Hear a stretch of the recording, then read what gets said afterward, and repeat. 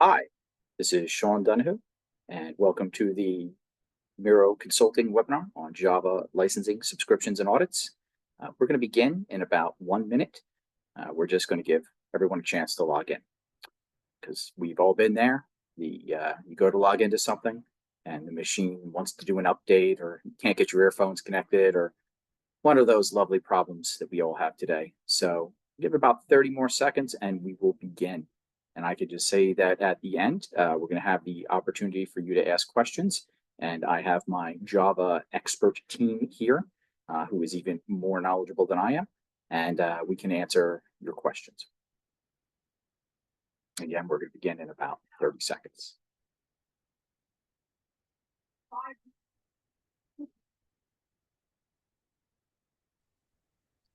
All right, let's begin. Again, welcome. This is the Miro Consulting webinar on Java licensing, subscriptions, and audits. And we're going to help you know the rules. We're going to help you understand how to identify free versus paid versions. And we're going to help you avoid failing a Java audit. And if you're like me, you furiously take screenshots and notes when presentations like this are on. There's going to be a lot of data on the screen. I just want to let you know, you don't have to do that. We're going to follow up with this. We're going to send you a PDF. It's going to contain all of the charts, all the graphs, all of the tables. So you can reference that at your leisure, and you don't have to struggle running anything down with screenshots or anything like that. So real quick, who are we? In case you want to know who's giving you this information, because that's pretty important to know you're getting good information. Well, we're Miro Consulting, a Echo Select technology service. And we're the leading global provider of software asset management and subscription management services for Oracle, Microsoft, IBM, AWS, and Salesforce. We specialize in license management, audit advisory, negotiation tactics, support management, and cloud services. Basically, our ROI is to help you get the maximum, our mission is to help you get the maximum ROI on your software license and subscriptions investments and to stay in compliance. The best part about working with Miro is it is no risk. We have a performance guarantee that is the amount of cost savings we find for you will be more than our fees. So again, you can work with us. There's no risk involved. So I'm going to just come out in front here and say everybody's time is valuable, and I understand that. So what we're going to do is we're going to start off with the most recent changes that have happened in, let's say, the last 60 days. So if you are familiar with the Java situation and you were just here to find out what's new, we're going to cover that right away. And then we're going to get back into some of the more detailed stuff about which versions are free and which versions are paid and all of those types of things. So we're going to go over the different subscription types, how those subscriptions relate to support, because it's directly related. We're going to talk about a Java audit, or as it's called now, a sales inquiry. And if you don't want to use Java, what are some of your options? And again, at the end, my whole team is here. They're going to answer your questions, any you may have. So please feel free to put any questions into the question box. We're going to read the question, but we won't read your name or anything, so you can stay anonymous.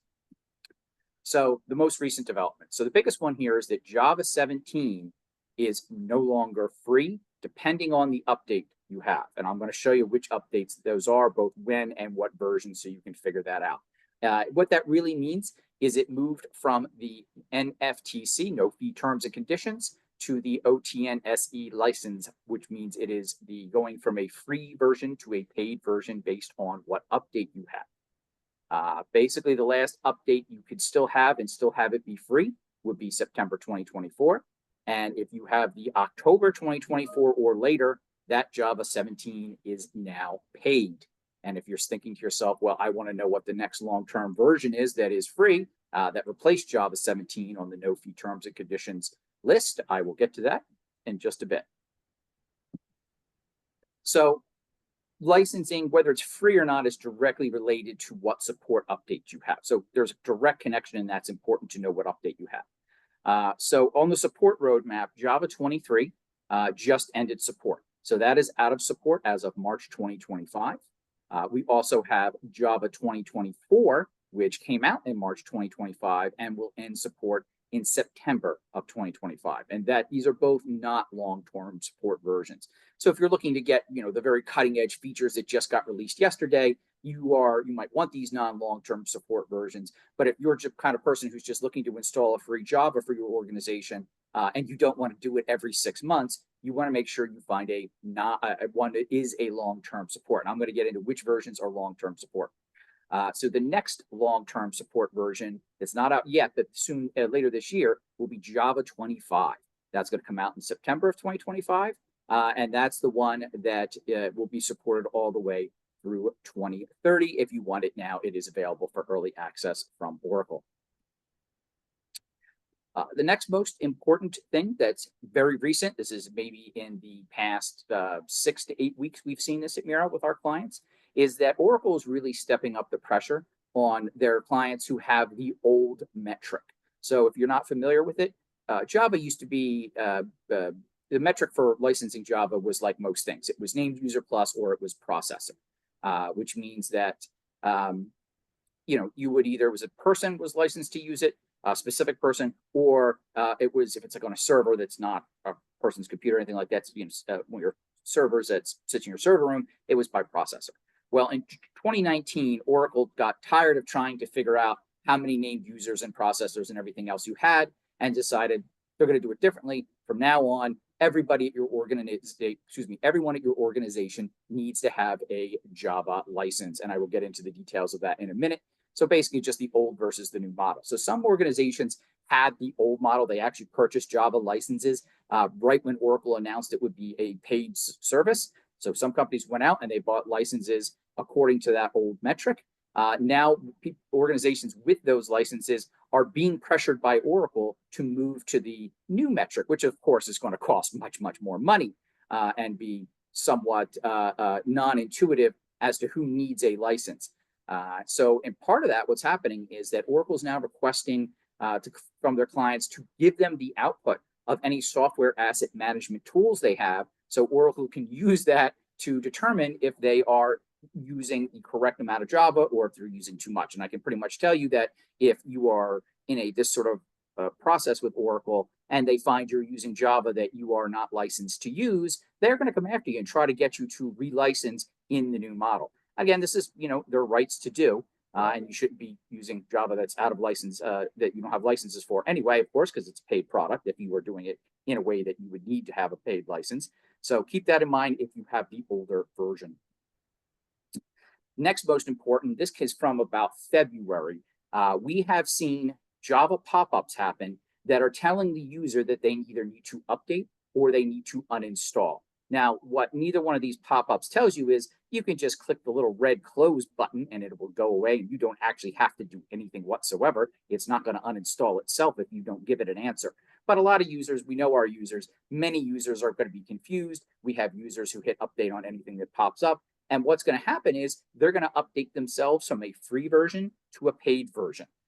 So unless you have specifically at your organization, if you're somebody in the IT department and you guys have turned off the user's ability to update themselves, then it is very plausible your users will see this window and they will update themselves out of compliance because they think they don't have a choice. Some of your users might uninstall Java. I don't know what would happen there. Probably things would break, but you get the idea. So again, if you want to know how to stop your user from updating themselves out of compliance, how to turn that off, talk to us after the event. We will show you how to do that. So right now, Oracle is continuing to audit its clients and its non-clients for Java, and that's an important point. And what I mean by that is maybe you don't have any other Oracle software. You only have Java. You have no contracts with them whatsoever. They will still audit you for Java. Basically, and I'll explain how they know you're using it in a minute here. We've estimated that if you do have other products with Oracle, you are an Oracle customer, about 25% of them have purchased Java licensing at this point. I would probably getting ready to push that to about 30% now. But the point is that, companies are buying Java licenses. So if you think that the market is just, ignoring Oracle and hoping Oracle goes away and nobody's buying them, so why do we have to? Trust me, Oracle is definitely going after their clients. They're going after their non-clients. Many of their clients have already purchased. And since this has all gone down, since about 2019, we've helped dozens of organizations with their Java licensing in terms of, do they want to stay with Java? Do you need a paid license? What are you doing that does make you need a paid license that you could stop doing? I'm going to cover that a little bit here, but you get the idea. If you're looking for help with your Java and how to navigate this process, we would be happy to help you. All right. So what I always like to do is I like to ask everyone here, what is your plan for Java? What is, are you going to, here you go. And anybody who gives me an answer, I will send you the answers that the audience puts up. So if you can take a second to take a look at this and give me a couple answers here. What is your organization's plan? Are you going to purchase it? Are you going to wait and see? Are you going to remove everything? Are you going to go with a free version? Are you going to go with a thing that's not Java alternative? Or do you have no plan whatsoever? I have to say, when I started doing this series of webinars about a year and a half ago, most people either said wait and see, or they have no plan. And since then, it has definitely changed. And again, I'll give you another 5 seconds or so. If you want to give me an answer, I greatly appreciate it. Thank you very much. And I will share the results with you after. If you were one of the people who is in as having voted in this poll, I will definitely send you the answer so you can see what people in your industry and your position are doing. All right. Again, thank you very much. And we will keep going here. All right. So what are we talking about in terms of the per employee metric, if you weren't sure what I was talking about? Well, in January 2023, Oracle got tired of trying to figure out what the customer had installed and what they didn't have installed and where and all the rest of that. So they said, you know what, we're just going to change it. From now on, if your organization uses a paid version of Java, even one thing, one place, every employee in your organization needs a license. And I don't mean every employee who uses Java. I don't even mean every employee who uses a computer. I mean every employee. I mean, if you have a guy whose job it is to rake leaves in front of the building, Oracle believes that person needs a Java license. Like I said, even if they don't use a computer. So Oracle then defines employee as your full-time, your part-time, your temporary, your agents, your contractors, your outsourcers. Trust me, if your dog could use the keyboard, your dog would need a license. So if you think maybe this person needs it, maybe they don't, they definitely do if your organization uses even one paid instance of Java. So what does that pricing look like? You can see Oracle gives you some price breaks. This is the price per month per employee. So if you only have less than 1,000 employees, you're paying $15 per month per employee. However, if you have 40,000, you can only have to pay $5.25 per month per employee. And if you have more than 50,000 users, and I know that's not most of us in this room here, but some of us it is, they'll give you custom pricing. And that, again, that's definitely something you should reach out to us about. We know what some of that custom pricing looks like. We know what's attainable, and we can advise you through that process. And you can see here, I just again have, in case you were curious, what the legacy metric was called. It was per processor, or NUP for named user plus. So if one of your people comes to you and says, don't worry about Java, it's a NUP metric, unless you had the old licenses, which very few people had, you are almost certainly going to be under the per employee model. So as I said, if you already have your Java licenses under the old metric, you are still technically allowed to keep them. However, you are going to be in the you're going to be higher up Oracle's list because they want to, you already have licensing. They really want to move you to that new, much more expensive licensing. So they're going to have their eyes on you. Now, it says you may not be able to renew under the old metric. So far, we haven't seen that, but we have seen sales reps tell people that. So technically, according to the rules, the official rules, you should be able to renew under the old metric if you already have licenses. But we have run across not many, I would say a few sales reps who either I'm going to believe they don't know, they're confused, and someone misinformed them, and they think that they've called customers and they've said you have to now get the new licensing. That's technically not true. So again, if you get a Java sales rep calling you up and telling you this, you want to contact someone like us so that we can help that Oracle rep understand that they are incorrect. So how do they even know you have Java? Well, Java phones home, and it's nothing nefarious. Java's calling home to see if it has any updates. Java's one of those things you don't want to be a security risk at your organization, so it's important to have those updates. So Java calls home to Oracle, and when it does, and it's sitting on your company's infrastructure, it's going to have an IP address that tracks back to your company. That's how they know you have a Java. They know which one you have, etc. And if you haven't turned off auto updates or someone turned them on, it will update itself from a free to a paid version with no help from anyone at all. It will gladly update itself to a paid version because it thinks it's trying to give you the better version of Java, and it doesn't care which versions are paid or not. Only us humans care about that.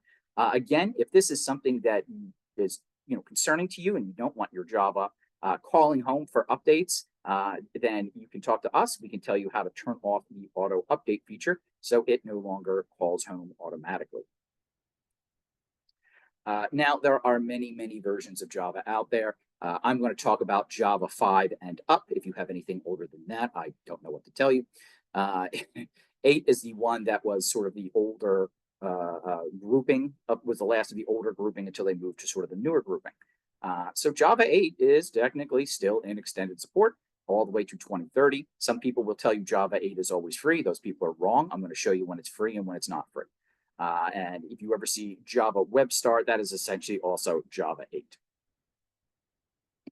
So this is the key one. We're going to send you this. So this is the important part to see here. This basically shows between 4, 5, 6, 7, 8, and 17, they are licensed based on whether they're free or not, based on which update you have. So let's use number 4 as an example. So if your Java version 4 is on update 30 or less, it's free. If it is on 31 or more, it's paid.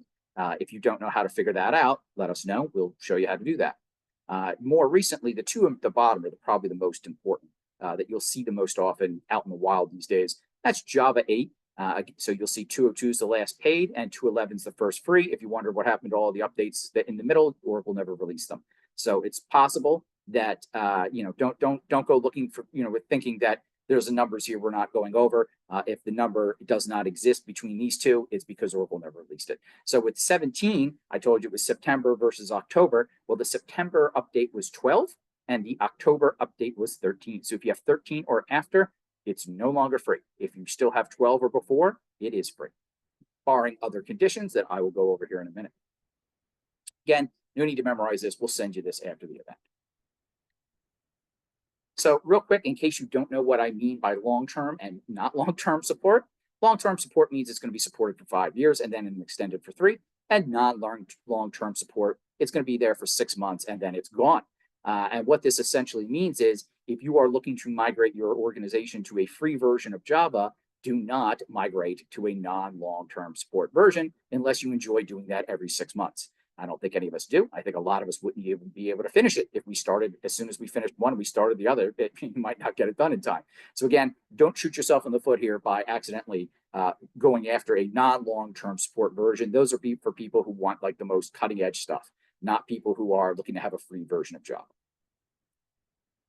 We're going to send you this chart as well. So this is our roadmap. So you can see there as of as of October of 2024, 17 is no longer free.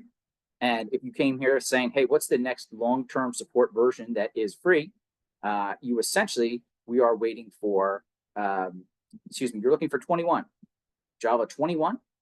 It is a long-term support version. It does not require subscription, but that is only until September of 2026. Again, we will send you all of this after. So if you came here saying, what's the free one I need to migrate to now is 21. Right, so all that said, everything I just went over, it's only free if you don't use these features. Even if you have a free version, you have the correct updates to make it free, it's not free if you use any of these. So if you use the flight recorder, the mission control, a lot of things here. I haven't used all of them. I'm not sure what they all do, but the JRE usage tracker. So if you're using Java, the JRE usage tracker, to see where you have paid and free versions, just using the tracker alone makes all of your versions paid. So keep that in mind. And if you're asking yourself, wait a minute, how do I actually track my Java installs? How do I avoid paying for them if tracking them makes it so I have to pay for them? That's something we can help you with. We have tools on our own that do not take advantage of any of this Java things. They run outside of Java, and we can tell you what versions you have and where you have it. So just in case you're curious about support, I won't get into this I'll do this very quickly. Essentially, if it is in support, you get bug updates, you get, minor updates, you get bug fixes, security fixes, all those kinds of things. You can see it in the list here. If it is not covered, you will get security and bugs, but you're not going to have access to support. You're not going to have the fastest support request times. And, you might have a version that's so old, they don't do anything for it anymore. So again, you really don't want a version that's not supported. Keep that in mind. So as you might imagine, when Oracle came out and said they were going to make Java paid, plenty of organizations said, oh, yeah, well, we're going to go build our own Java, so we don't have to pay you. And there are many of them. This is just a small list. This is probably the most commonly used ones, and I'm going to tell you about which ones we particularly like in a second here. But Amazon has one, IBM has one, Microsoft, basically everybody who could made their own. Now, some of these are paid, some of these are free, open source. Keep in mind that with open source, there's typically no one to call for help unless you're paying for additional support. But the big two I want to point out on this list particular is Azul Zulu and Azul Platform Core. They changed names recently, so they're the two Azul tools. And the reason I call those out specifically is because they're the only ones in this list that have critical patch updates. And what that means, and that's so like Java itself does. So what that means is, let's say they find a security hole in Java that makes it so someone can hack your systems. Well, when does that get patched? If it's Java or if it's Azul here, it gets patched as soon as they find it and they have a patch for it. So if they find it at midnight on Tuesday and they can fix it by 8 a.m., it gets fixed by 8 a.m., or at least they send out the patches, hey, you should really download the security fix. All the rest of these, they patch once a month. So even if they find a vulnerability that is critical, they'll get to it when they get to it. You know, you get what you pay for. So keep that in mind if you are heavy into security and critical patch updates are for you and they're important to you and you want to move to a third-party Java replacement, you probably want Azul. All right, and if I can move a window, I can see my screen again. Okay, so do you know what your Java usage actually is? That's a question I also like to ask people. Where are you using it, and do you know? So has your organization reviewed where it's using Java? And the reason I say that is because Java is hidden in so many places. If your people sometimes think, my organization doesn't use it. Well, if you're a retail organization, you have those little hand scanners because a lot of times those have Java. In fact, it hides almost everywhere. You'd be shocked. I usually tell people if you get a birthday card in the mail that sings a song to you, it probably has Java in it. Our general recommendation is if it uses electricity, check it for Java. Especially with the way things are interconnected, everything seems to be smart toasters, smart fridges, smart everything. So if your organization, I'll give you another 5 seconds or here or so to answer. Have you started looking where it is? And if you're not sure, it's fine. Maybe someone at your organization is, and it's just not you. But again, thank you very much. I'll send this around so everybody can know what your peers are doing.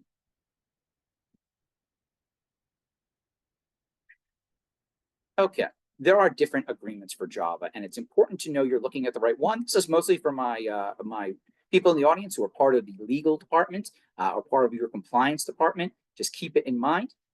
Basically, the two big ones are OTN, which is generally paid versions, and the NFTC, no fee terms and conditions, which is generally free versions. And I say generally because the stuff changes all the time. So the important point here is if you are in one of the legal departments and you are trying to figure this out, make sure you're looking at the right agreement, because if you are comparing it to the wrong agreement, you'll probably get your answer wrong for your client. Okay, so let's talk about Java audits, or as they're called these days, sales inquiries. So you will get a phone call. It could either be from or have someone on the line with GLAS, which is the Global License Advisory Services. If you ever heard of LMS with Oracle, this is the new LMS. They renamed the group. So they ask for a count of your employees. And don't get me wrong, they already have a very good idea of how many employees you have. All right. So they're going to call and they're going to see, did it change recently? You might have grown, you might have shrunk recently, and their data they have might be a little off. But when they call you and ask if your employees, do keep in mind they probably already have a good guess. So what happens is then if they find out you're using paid versions, they count your employees and they'll call you up and tell you how much money you owe them and who to send the quote to. So if you don't want that to happen, you really want to get on top of it right away by calling someone like us or someone like us. So because remember, they do this every day. And if you only do this once, they have a very big advantage over you. So a couple of things you want to ask yourself are, what are your risks? Can your users upgrade their own Java version? Because they will update, we've all had that user just yes, go, doesn't read a thing, just says yes to everything. That person will update themselves right out of compliance and your whole company when they do it. So like I said, don't negotiate without expert help. We've done this many, many times, dozens and dozens of times. We've helped huge organizations and small organizations and everything in the middle. So if you are concerned about your Java, please reach out. So what are the subscription terms? Now, this is the big gotcha. This is the one that really shocks everyone. And that is, if you had a plan that goes something like this, I'm just going to do nothing. And when Oracle finally catches me, I'm just going to buy a 1-year subscription. And when I'm done with that 1-year subscription, I'll use that time to get rid of Java and get something else. And if that's your plan, that is not going to work. Here's why. If you do 1-year term, they will charge you full back usage fees. Going back 5 years, it doesn't quite go back to 2019 anymore. They say they can. We've generally seen they only go back to about 2020. But what that is they will say, okay, you have 1 year going forward and 4 years of back fees that you owe us money for. So that 1-year plan is 5 years worth of fees. Now, if you sign a 3-year plan, they'll give you a 50% discount on those back fees. And if you sign the full 5 years, you will have no back fees that you are owed. And you can also get a discounted pricing by signing up for a longer contract. So again, big takeaway here is if you were just going to wait around and then sign a 1-year contract and then get out of it, that will not work for the reasons here. All right, I'll make this my last polling question. Have you been audited yet?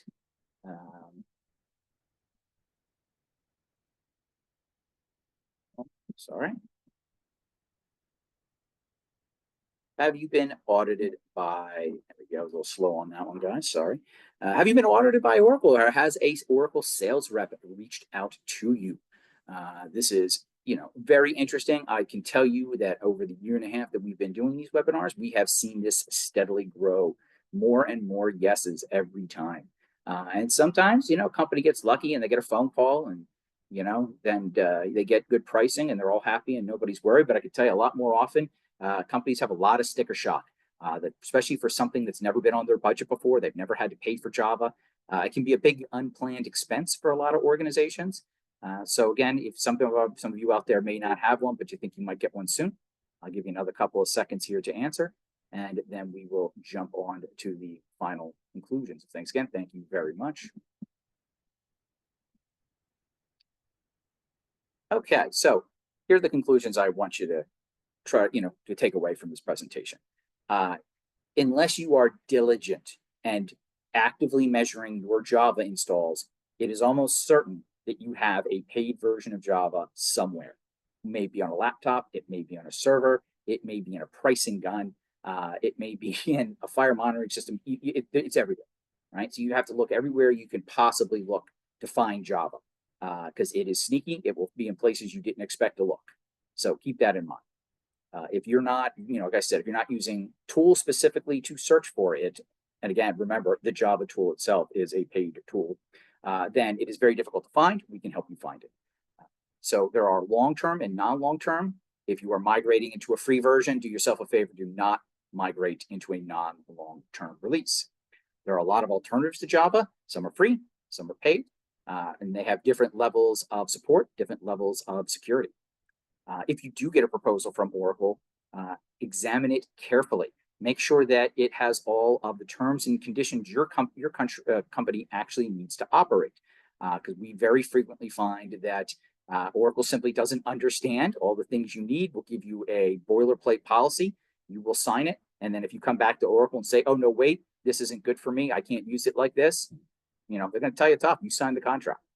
And you got to understand what it means to upgrade, not in terms of just cost, but in terms of man hours involved, person hour involved to do the work, to get the to get the migrations to happen, things like that. And is it compatible? If you go with an alternative, is it actually going to be compatible with all of your organization's other software that it needs to be compatible with? And the other one, when I say compliance here, it's very important.